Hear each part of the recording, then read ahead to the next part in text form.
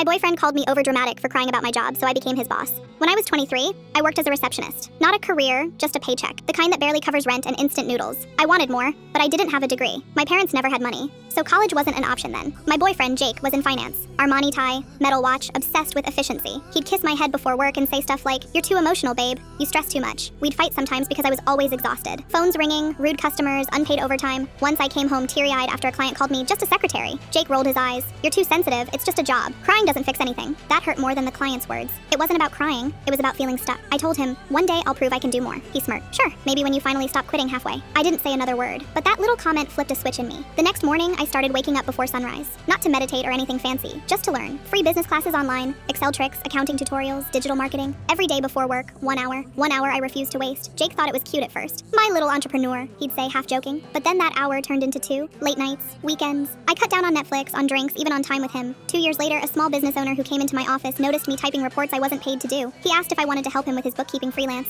I said yes. A year after that, I had a full client roster. Jake didn't like it. "You're obsessed," he said. "We don't even hang out anymore." I said, "You didn't like me crying about my job. Now you don't like me working to fix it," he sneered. "Receptionist to business consultant? You're delusional." We broke up that night. No big fight, just a quiet, clean cut. Fast forward 5 years. My freelance gig turned into an agency. Nothing huge, a small, tight team that ran numbers for startups and marketing firms. I still use the same keyboard shortcuts I taught myself in that tiny apartment. Then one day, I got an inquiry from a familiar company name. They were looking for an accounting partner. When I saw Jake's name at the bottom, I almost laughed out loud. He was managing finances for a mid-size brand now, one notorious for late invoices. I accepted the meeting request just to see. When the call started, he didn't recognize me at first. "Thanks for joining. I'm Jake Turner, senior financial analyst." I said, "I know Jake, you used to live here." He froze. "Emily, hi." I smiled. "Long time." His face went red. You could almost hear his ego deflating through the screen. He stumbled through the pitch, voice cracking slightly. I stayed professional. At the end, he said timidly, "We'd be lucky to get your team's help." I said, flat and calm, "Well, we do have space for one more client right now, but it'll be expensive." We signed the deal. That first invoice, triple what his old salary was. Every month since, his department sends money directly to me. I don't brag, I don't post about it, but sometimes, late at night, I reread his first email and remember how small I felt when he said, "You're too emotional." He was right. I am, but that's my weapon. Passion built what he thought I'd never have the discipline for. Now I manage employees, handle contracts, and sign paychecks, including, indirectly, his.